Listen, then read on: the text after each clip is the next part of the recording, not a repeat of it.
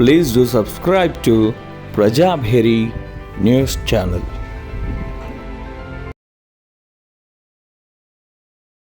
యుద్ధం అనేది దేశ ప్రజల సమస్యల్ని పరిష్కరించది, చర్చల ద్వారానే పరిష్కరించుకోవాలి.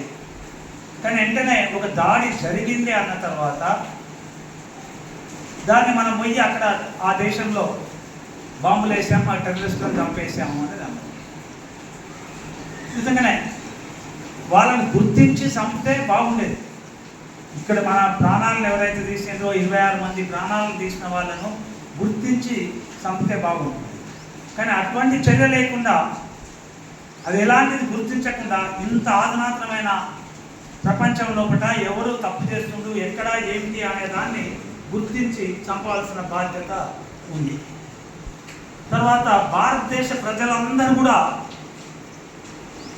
సపోర్ట్ చేశారు భారతదేశానికి. ఎందుకంటే మనం యుద్ధం చేద్దాం, టెర్రరిస్టులు చంపారు, మన వాళ్ళని అమాయకుని చంపారు, యుద్ధం చేయండి, మీరు ఏది చేసినా మేము అందరం కాంగ్రెస్ సపోర్ట్ చేసింది, కమ్యూనిస్టులు సపోర్ట్ చేశారు, దేశంలో ఉండే మైనార్టీలు సపోర్ట్ చేశారు, గిరిజనులు సపోర్ట్, అందరూ కూడా సపోర్ట్ చేశారు చేయడం జరిగింది.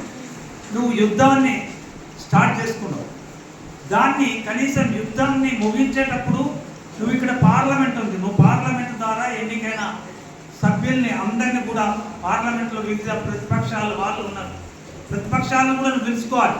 నీకు 260 70 నీకుంటే అది నీకు కాకపోతే ఇంకొక 230 నీకు అపోజిట్గా ఉన్నారు, వాళ్ళందరినీ కూడా పిలిచేసి పార్లమెంట్లో ఏదైనా ఒక తీర్మానాలు చేయాల్సిన అవసరం ఉంది. యుద్ధం చేయాలన్నా, యుద్ధం మిగించాలన్నా నువ్వు చేయాలి.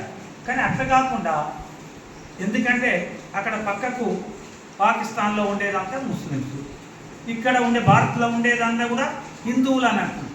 ఇక్కడ కూడా ముస్లిమ్స్లో ఒక 20 కోట్లకు పైగా ముస్లిమ్స్ ఉన్నారు. హిందూ ముస్లిం అనేది కలిసి ఉంది ఇక్కడ. హిందూ ముస్లిం సిక్కు సాయి ఇదంతా కూడా కలిసి ఉన్న దేశం. మరి ఈ దేశాన్ని ఒక తీసుకొని చెయ్యాలి, అక్కడ యుద్ధం చేయాలి. అటువంటిది ఏం చేయలేదు. నీళ్ళు ఆపుతున్నామని అన్నారు, నీళ్ళకి కొన్ని ఒప్పందాలు ఉన్నాయి, అక్కడ తీవ్రవాదులకు వచ్చేస్తున్నారు. నీకు కనీసం ఒక 20-30 దేశాలు భారతదేశానికి సపోర్ట్గా ఉన్నాయని చెప్పారు.